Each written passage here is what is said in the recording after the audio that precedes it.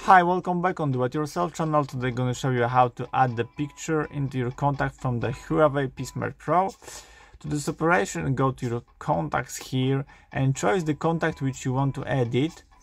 There is here the icon edit now, and click on the apparat logo, and you can take photo to get the picture of your contact and choose the already image from the gallery.